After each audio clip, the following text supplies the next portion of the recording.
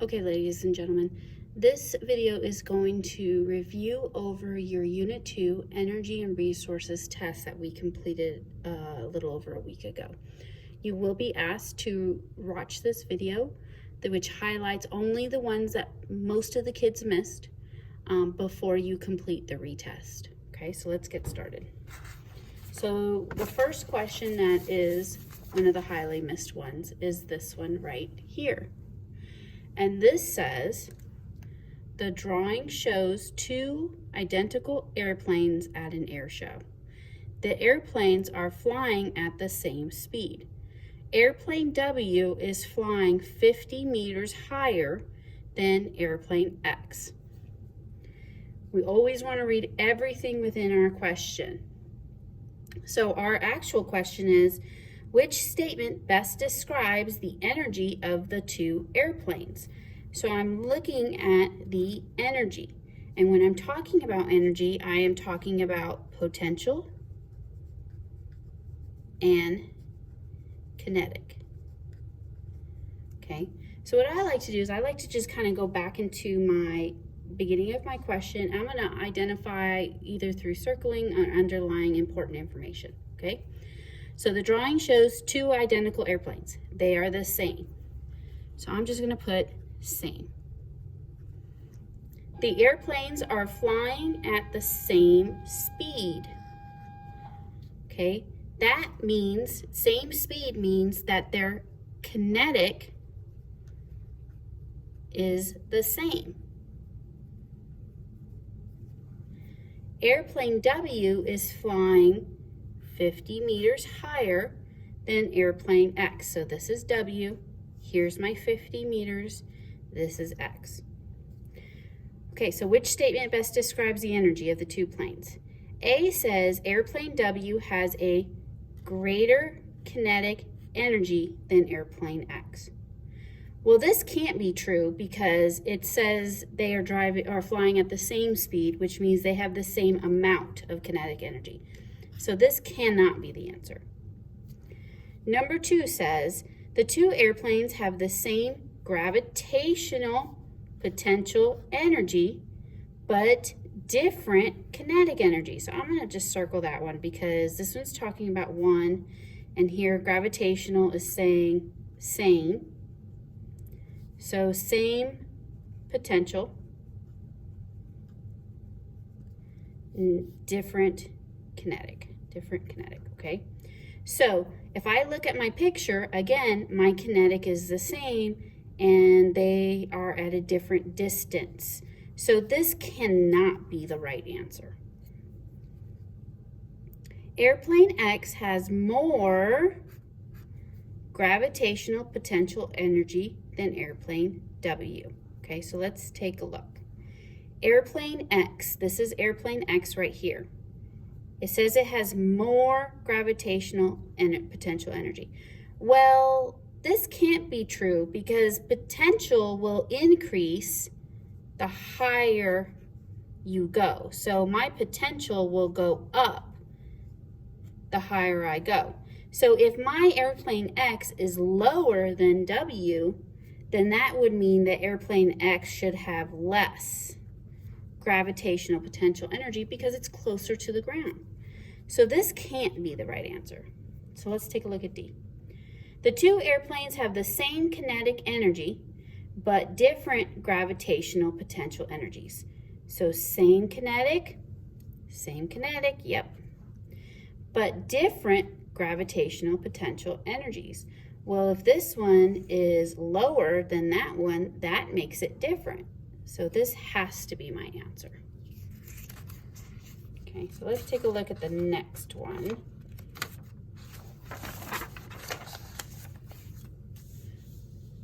Okay, this one is number 10. Oh, I want to try and make it fit. Okay. As Wilma holds a pan over a fire, the water begins to boil, as shown in the figure below. Which process is indicated by the letter X? So first of all, I'm going to analyze my picture. Okay, I know I'm talking about thermal energy because all these words represent thermal energy. So I like to go off to the side and just kind of write down what they are. So radiation, I'm going to abbreviate, is in waves. Okay, convection is direct touch. And, no, sorry. Convection is through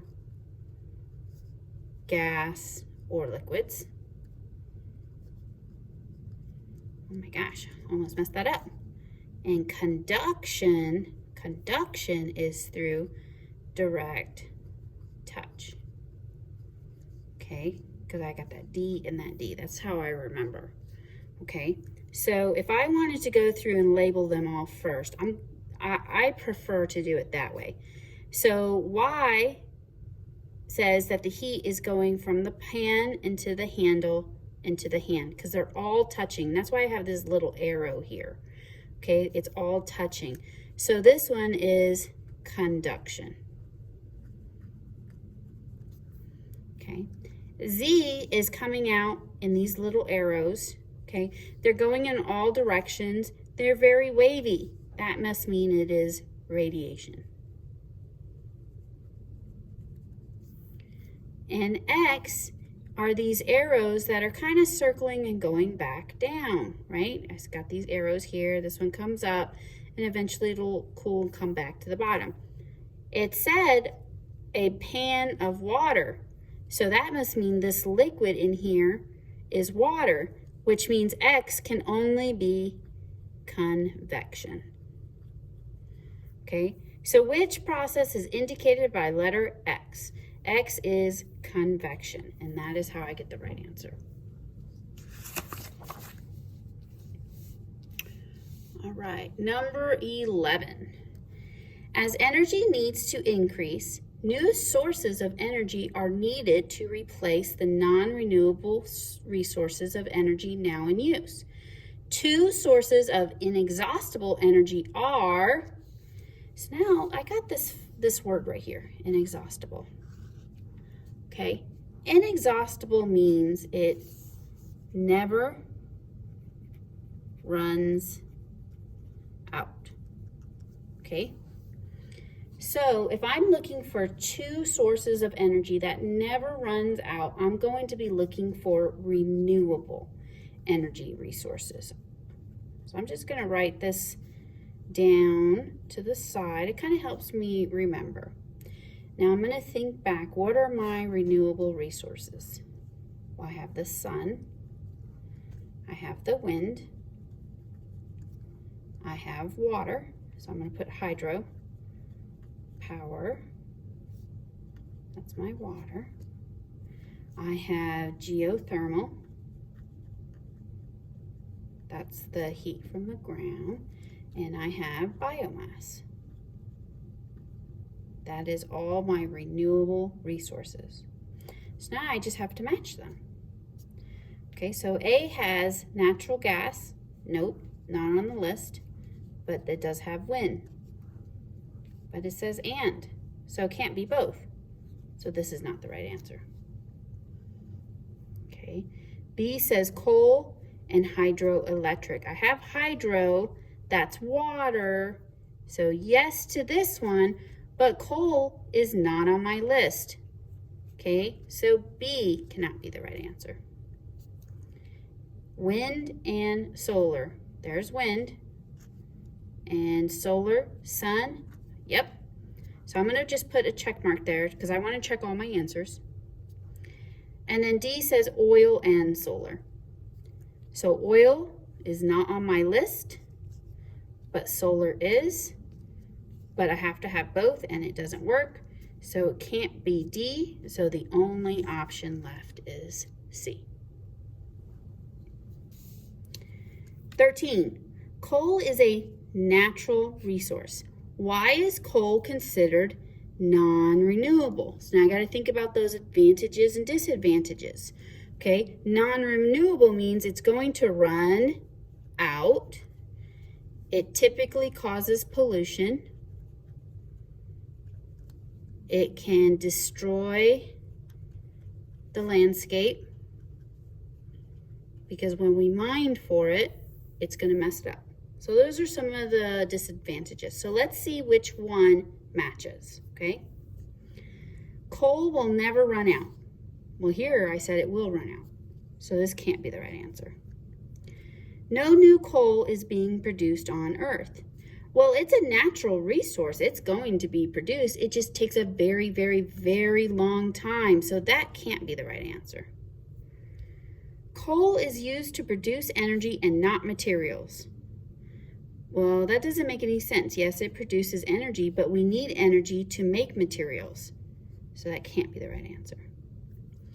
Coal is being used faster than it is being produced. Am I digging it up? Yes, because I'm destroying the land. Are we using a lot of it? Yes. Can I make it quickly? No. So this is a true statement and the correct answer.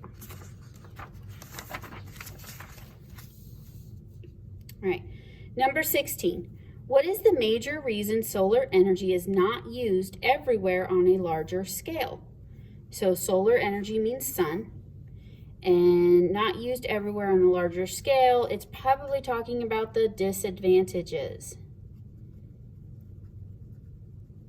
So some of the disadvantages is that it is expensive. And you have to have a lot of sun to make solar power work.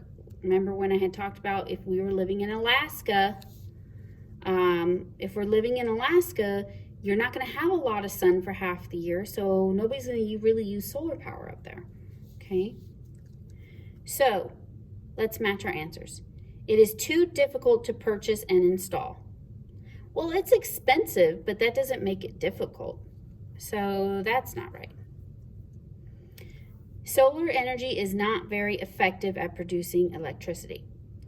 Well, if it wasn't very effective, we would not use it. So we know that's not correct because we have it everywhere in Texas. The manufacturer of solar panels produces too much pollution. Well, an advantage to using solar power is that there is no pollution. So that's not correct. Solar panels can only be used in areas that receive a lot of sunlight. And some of the disadvantages is that you have to have a lot of sun. So why would we not use it everywhere on a larger scale? Because not everywhere has a lot of sun. So that is why D is the correct answer.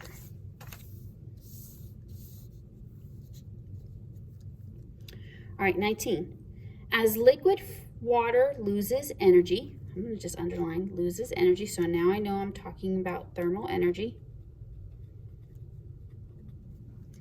In the form of heat, the water begins to freeze.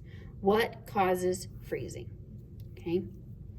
So if I'm thinking of thermal energy, remember when it loses heat, it means that the molecules are moving less. Okay. So let's look at our answer choices. The loss of thermal energy from the water causes its molecules to move slower. Oh, that could work. Slower, less, very similar. I'm just going to put a question mark next to it. Heat removes thermal energy from the liquid water and causes it to become an ice cube. Well, heat is the movement of molecules, so I'm not removing that thermal energy. I'm just kind of it's just going slower and slower. It's not as strong, and causes the ice cube and causes it to become an ice cube.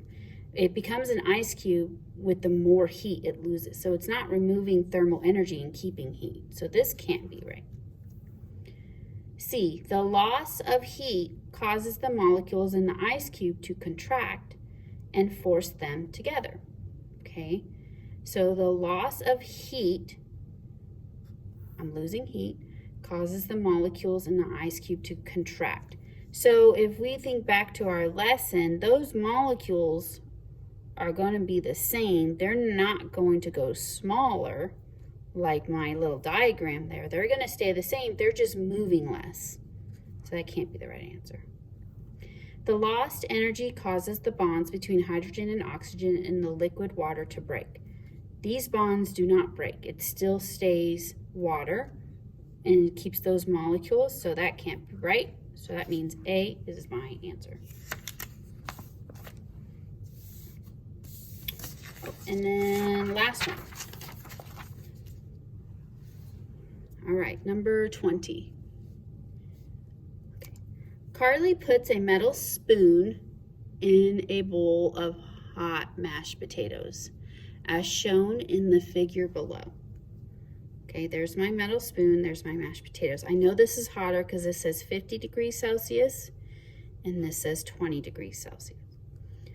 Which of the following is most likely true of the metal spoon after 5 minutes?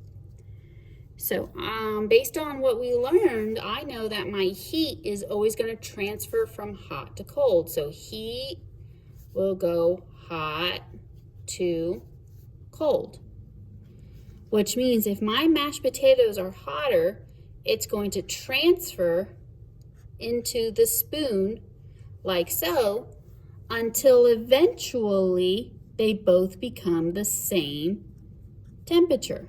So until both become the same. Okay, so let's see which one of my answer choices matches. A says its temperature decreases significantly. I'm talking about the metal spoon. Temperature decreases significantly. Well, if the heat's going from my potatoes into the spoon, that means my temperature is going to go up, not down. So that can't be right. B says its temperature remains relatively constant. Constant means the same. That's not true because the heat's going to go into the spoon and cause the spoon to go up. So that can't be right. C says its temperature increases until it exceeds the temperature of the potatoes. Exceeds means goes above. Okay, well, if heat is traveling from the potatoes into the spoon, there's nothing else making my spoon hot. Okay, so I can't go above 50. I'm actually losing heat from the potatoes because it's going into the spoon. So this is going to go down while this goes up, but it'll never exceed each other. So that can't be right. Its temperature increases, but it does not exceed the temperature of the potatoes. Well, I just explained that, so that one is definitely the correct answer. Okay, now that you've been able to review these questions, these most missed questions, go and complete the retest in Schoology.